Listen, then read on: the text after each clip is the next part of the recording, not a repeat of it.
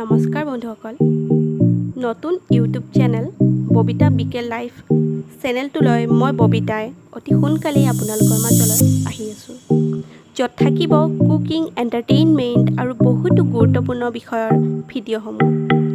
চ' বন্ধুসকল, পলম নকৰি চেনেলটো ছাবস্ক্ৰাইব কৰি লওক, লগতে কাষত থকা বেল আইকনটো ক্লিক কৰি থ'ব, যাতে আপুনি মোৰ সকলোবোৰ ভিডিঅ'ৰ লগত কানেক্টেড হৈ থাকিব পাৰে। ধন্যবাদ।